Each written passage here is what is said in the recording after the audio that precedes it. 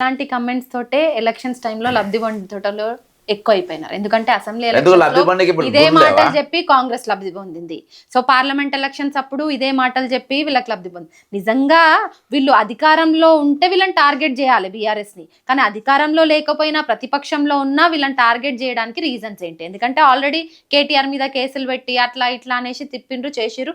దాంట్లో ఆరోపణలే తప్ప ఆధారాలు కనిపించలేదు. కేసీఆర్ ని కూడా ఈడీ విచారణకు పిలిచిండ్రు.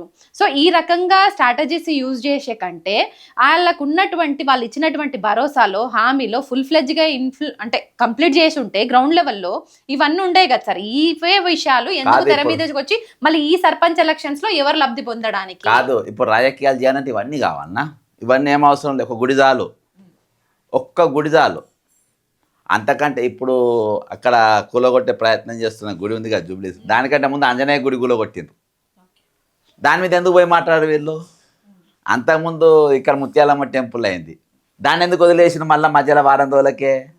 ఒక టెంపుల్ చాలు వాళ్ళకి బీజేపీలో. ఇవన్నీ అన్న అభివృద్ధి కార్యక్రమాలు ఇవి అవి అన్నీ ఏది అవసరం లేదు. నువ్వు జైలుకు పోయిరా, నువ్వు దొంగతనం చేసినా, నువ్వు ఏమన్నా చేసినా నీకు ఏది అవసరం లేదు. నీకు ఫైనల్ డే పిక్చర్లో ఎవరు పోటీలు ఉండరు, ఎవరు ఉండరు, దాన్ని బట్టి వాళ్ళు వెళ్ళిపోతారు. ఇది ఈ ఎలక్షన్స్ కోసం మనం జరిగేది. ఇదంతా బ్యాక్గ్రౌండ్ మనం అర్థం చేసుకోవాలి. ఇవాళ రంగారెడ్డి జిల్లాలో కేటీఆర్ మీటింగ్ పెట్టిండ్రు, అక్కడనే కవిత మీటింగ్ పెట్టింది. వరంగల్లో కేటీఆర్ మీటింగ్ పెట్టింది, అక్కడనే కవిత మీటింగ్ పెట్టింది.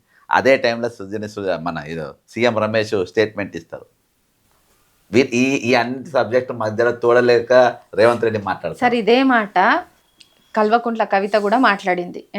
నేను జైల్లో ఉన్నప్పుడు ఇట్లా బీజేపీలో బీఆర్ఎస్ మర్జ్ చేస్తామంటే నేను ఒప్పుకోలేదు అనేసి. కానీ ఆమె విషయాన్ని పెద్దగా ఎవరు పట్టించుకోలేదు. పార్టీ వాళ్ళు కూడా ఆమె చేస్తున్నటువంటి కామెంట్స్ని లైట్ తీసుకుంటారు.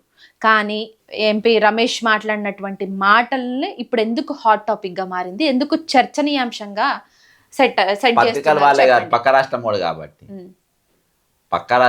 కాబట్టి మాట్లాడిండ్రు. పక్క రాష్ట్రమోడు political broker plus BJP plus ఇప్పుడు ప్రస్తుతం కాంట్రాక్టరు. పత్రికలు వాళ్ళయ్యే, వాళ్ళ పత్రికలు ఉన్నాయి కదా, 3-4 ఛానళ్ళు 3-4 పేపర్లు వాళ్ళయ్యే. కాబట్టి హైప్ లేపిండ్రు. కాబట్టి మీరెవరు మన ఆ యూజ్లెస్ ఫెలోస్ వాళ్ళు తెలంగాణలో. నేను ఘాటైన పదాలు ఎందుకు వాడుతున్నా అంటే వాళ్ళని సీరియస్ తీసుకునే అవసరం లేదు వాళ్ళను. కానీ గ్రౌండ్ లెవెల్లో ఏమంటున్నారంటే ఇప్పుడు అసెంబ్లీ ఎలక్షన్స్లో హామీలు కావచ్చు భరోసాలు చూసి ఫుల్ హ్యాపీ ఫీల్ అయ్యిండ్రు, కాంగ్రెస్ని గెలిపించారు. ఎంపీ ఎలక్షన్స్లో అసలు మాకు వాళ్ళ మద్దతే అవసరం లేదు అన్నది బీజేపీ వాళ్ళు, వాళ్ళకి సగం వచ్చినాయి అయిపోయింది. ఇప్పుడు సర్వేలు చేసినందుకు గ్రౌండ్ లెవెల్లో అంతా బీఆర్ఎస్ఏ అన్న మాటకి ఈ కాంగ్రెస్ చేస్తున్నటువంటి ఎత్తుగడ కుట్ర అనేసి చాలా మంది అంటున్నారు. మీరేం చెప్తారు? కుట్రలు కూడా చేయడానికి చాలా కదమ్మా. ఇగో మీకు పథకాలతో గెలిస్తే హైదరాబాద్ కూడా గెలవాలి, మరి హైదరాబాద్ రంగారెడ్డి కూడా స్వీప్ కావాలి. ఏం లేదు, గత ప్రభుత్వం పైన వ్యతిరేకత, దాన్ని సక్సెస్ఫుల్గా సోషల్ మీడియా కానీ మా లాంటి వాళ్ళు కానీ పబ్లిక్లో తీసుకుపోయిన గెలిచింది. ఎవడాడ యుద్ధం చేసిన లేదు, అసెంబ్లీని ఆపిందే వాళ్ళు లేడు. 18 మంది ఎమ్మెల్యేలు 12 మంది పోతే మూసుకొని కూర్చుండు బట్టి అంటాడు. ఏడ యుద్ధం చేసిండు? అదే గత ప్రోగ్రామ్స్ అన్నిటిని పొగుడుకుండా తిరిగిండు. రేవంత్ రెడ్డి కృష్ణారెడ్డి దగ్గర పైసలు తీసుకుని కమిషన్లు అందరు తీసుకున్నారు. ఎప్పుడు యుద్ధం? వాళ్ళు వ్యతిరేకతతో గెలిచింది, పథకాలతో గెలిచింది అనేది జీరో. అది మార్పు అన్నారు, ఏం మార్పు వస్తుందో చూద్దామని చేసింది. కానీ చూసిండ్రు, అంతకు మించి ఏం లేదు.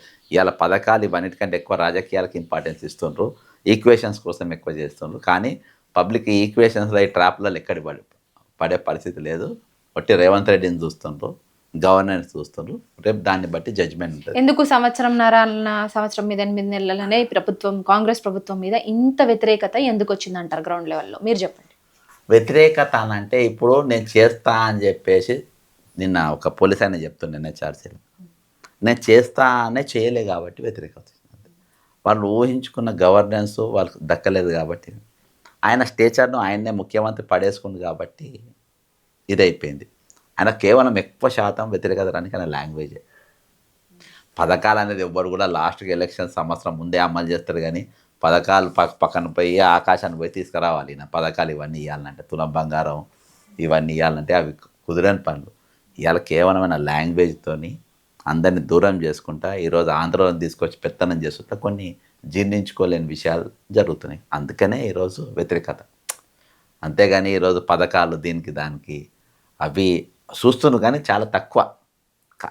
రాష్ట్రం అప్పులలో ఉందనేది అందరికీ తెలుసు. ఆల్రెడీ రైతు భరోసా ఇచ్చేసినామన్నారు, రుణమాఫీ చేసేసినామన్నారు, ఇంద్రమ్మ ఇళ్ళ ఇవి శంకుస్థాపనలైన ఇల్లులు ఇచ్చేసినామన్నారు.